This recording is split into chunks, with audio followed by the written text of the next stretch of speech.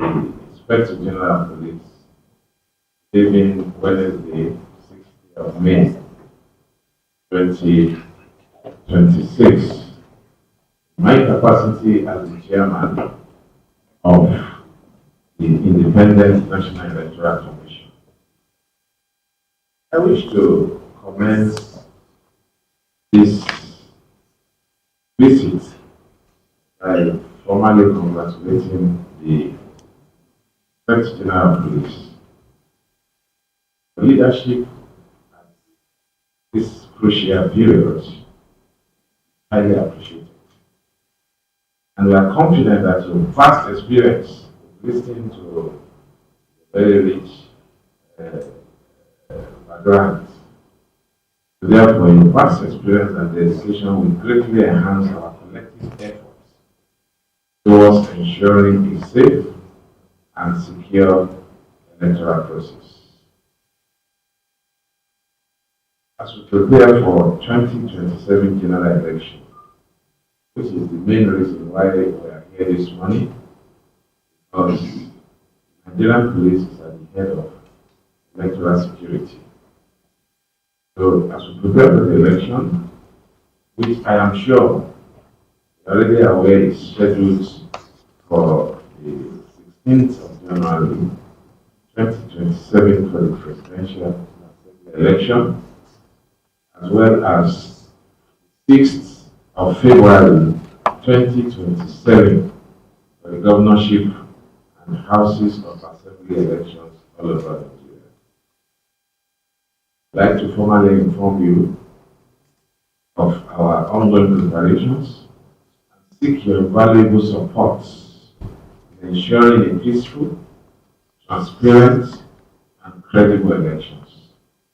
This, I believe, is what Nigerians deserve. Elections are a cornerstone of democracy. Their success hinges significantly on the effective collaboration between the security agencies and the electoral authorities. This roadmap, resulting from the commencement of the electoral activities, not just an administrative timeline, it is a security trigger. We have released our timetable and schedule of activities for the election. Political parties are currently holding their wards, congresses, and conventions. Very soon, pursuant to Section 4 of the Electoral Act 2026, they will be conducting their primaries for the elections, so as to be able to nominate the candidates for various elective positions. And under the new act, there are only two types of primaries allowed. We have direct primaries and by consensus. Additionally, the IDSA, I wish to highlight the upcoming off-cycle governorship elections in Ekiti State and Osun State, scheduled for the 20th of June and 15th of August 2026. In addition to the by-elections that will be conducted to fill vacancies created by the demise of some members of the National Assembly and the appointment of one of the senators as an ambassador to the United Nations. So we'll also therefore be holding our elections, by-elections in Enugu State, Nasarawa Central, Nasarawa State, Rivers South, Rivers State, and Ondo North, those states, where the senators, Ondo State, where the senators are appointed. There will also be a by-election in Kebbi State following the demise of the Speaker of the House of Assembly of Kebbi State, and the federal constituency also in Kano following the demise of the honorable member of the House of Reps. These elections will hold at the same time, by-elections, at the same time with the election in the state. which is on the 20th of June this year. These elections are crucial milestones in Nigerian democratic journey, and it is imperative that they are conducted peacefully and seamless. In Nigeria, our electoral system has faced numerous challenges over the years, ranging from malpractices to threat of violence, vote trading that undermine the confidence of the electorate. These challenges not only affect the outcome of our elections, but also pose significant risks to our national security. Thus, it is imperative that we address these concerns with utmost seriousness and resolve. In this regard, I would like to emphasize the importance of the proactive security measures. The field of insecurity across the various parts of Nigeria presents a threat to the conduct of a fair election. Essential that we carry out thorough security risk analysis ahead of the election. This will help us identify potential flashpoints and deploy appropriate strategies to mitigate risks, thereby safeguarding voters, electoral officials, and the integrity of the electoral process. Take Ekiti State, for instance, we normally have our readiness assessment.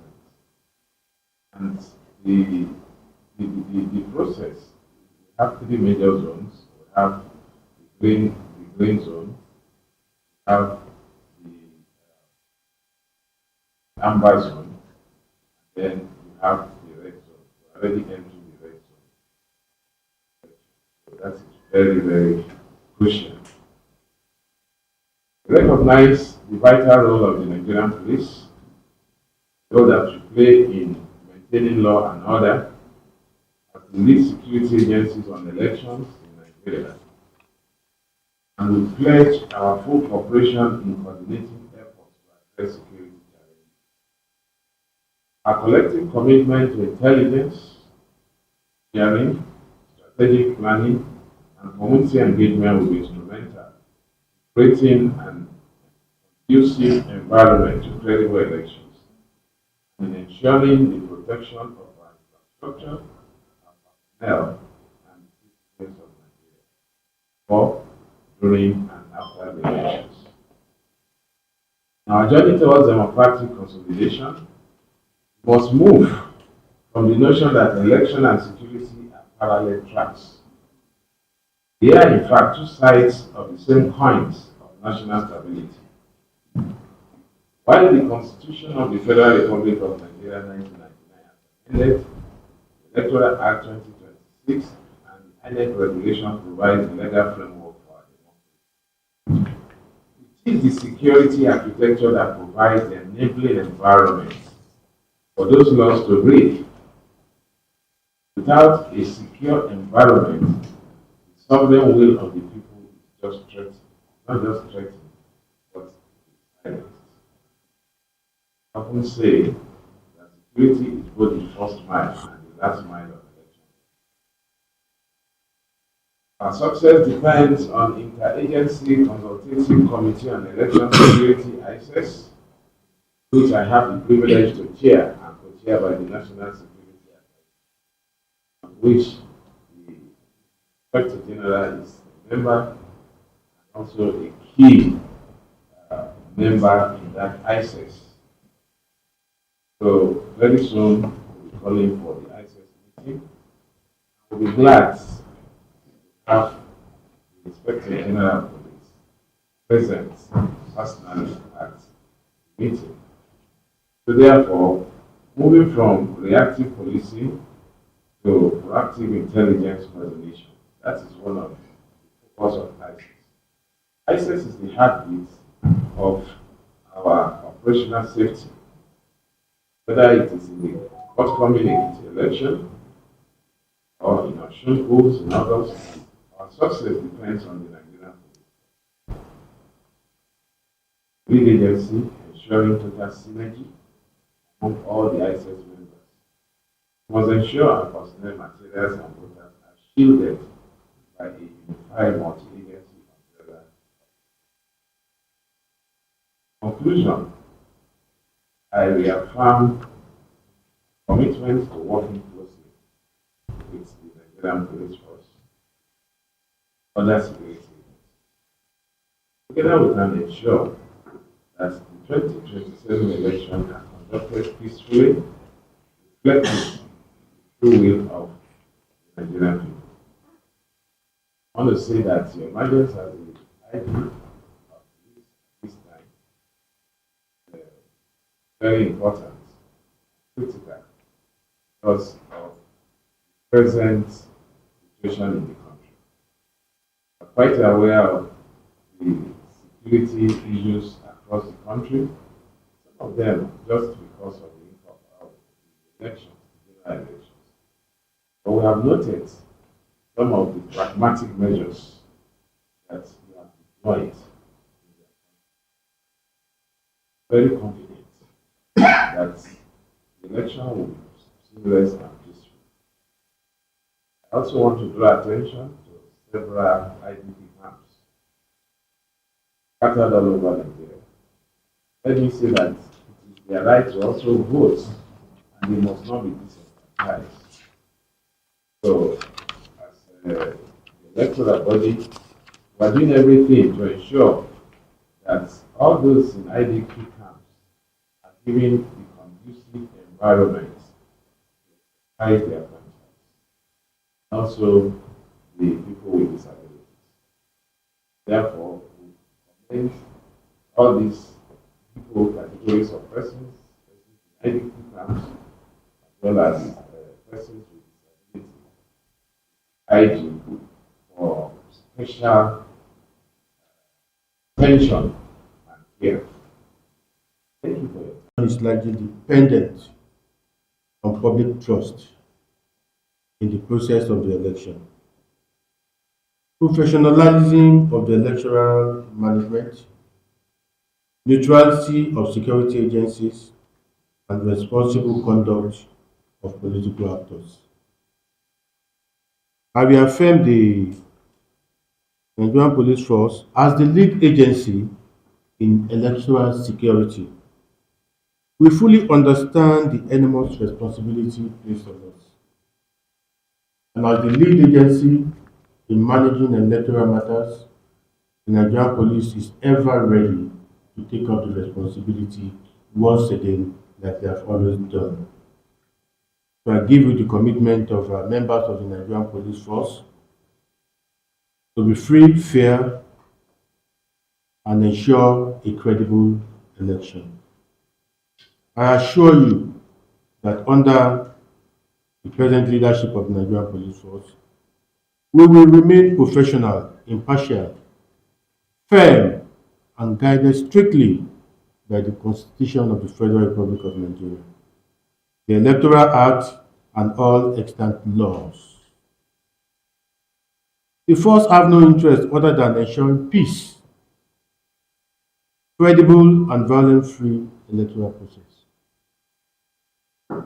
I want you to know that no political party, candidate, or interest group will receive preferential treatment from the police.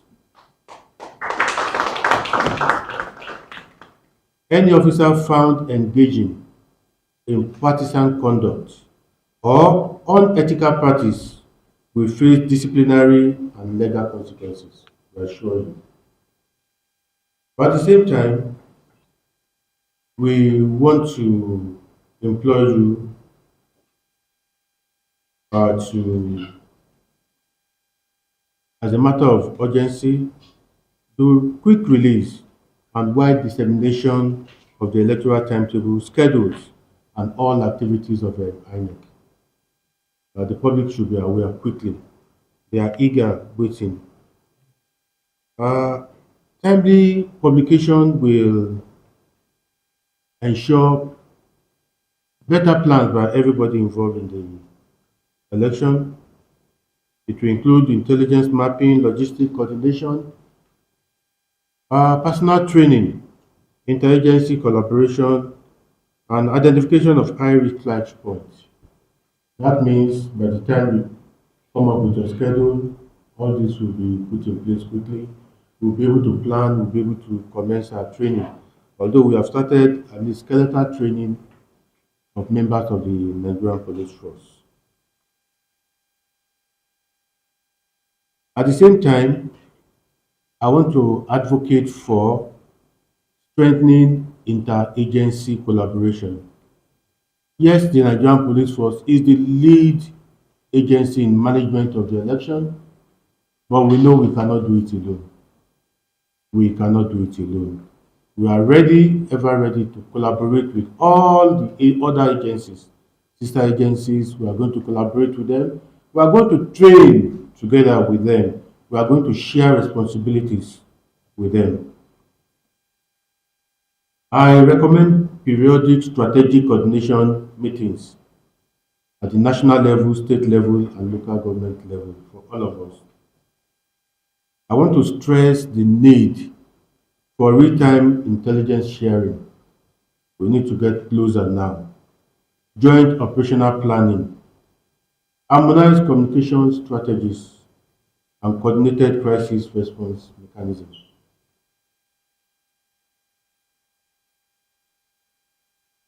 As time goes on, we are going to ensure that we bring out the political parties to sign peace and responsible conduct accord. We are going to do that.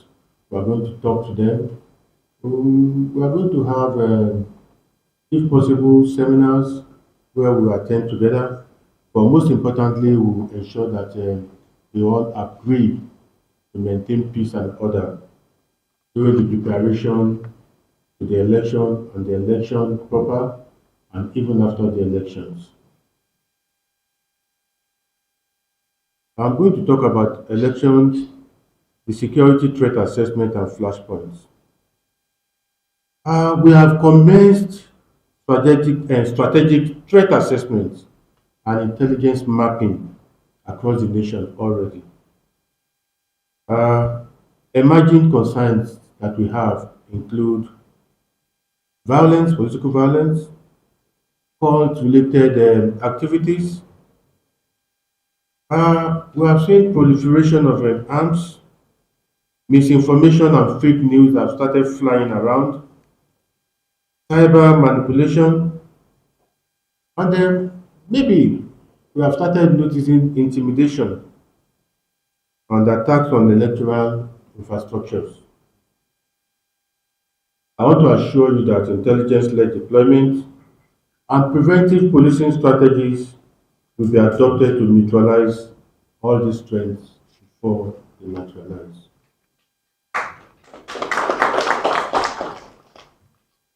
We are going to protect the electoral process, personnel, materials, and infrastructures.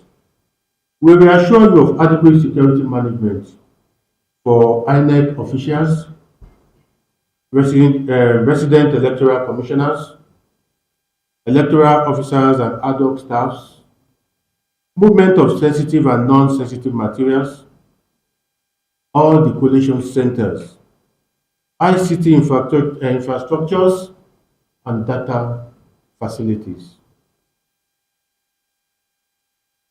I assure you that the police will enforce electoral laws firmly and professionally. I want to repeat that again. We will ensure that we enforce electoral laws firmly and we do it professionally.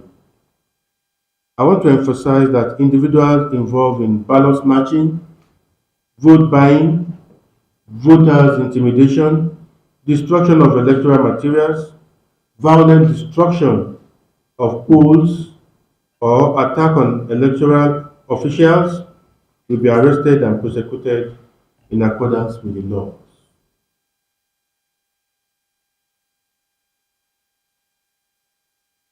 Professional conduct of security personnel during the elections. Personnel earmarked for electoral duties will undergo intensive orientation. We have planned trainings upon trainings. We have divided our trainings into sections. Officers of different cadres have been earmarked for training. Officers who will do the main job of monitoring the electoral processes have been identified, and specialized training have been defined for them. Very soon we shall be embarking on this training.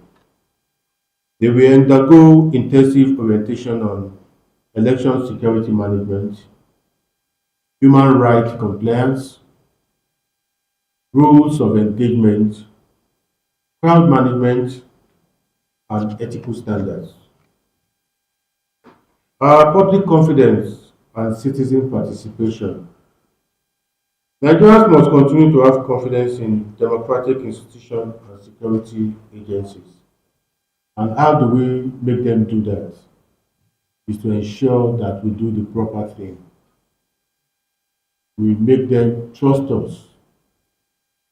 And we can only achieve this if they feel that we are being trained to do what we are supposed to do.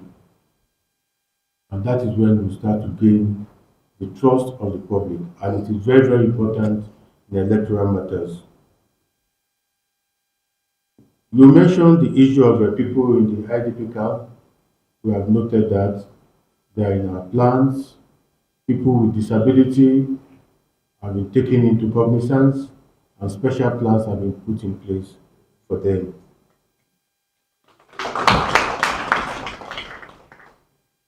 One more time, I want to thank you so much for taking your time to come, for the wonderful brief you have given us, for the point of interest you have asked us to look into. I assure you we have taken note of this,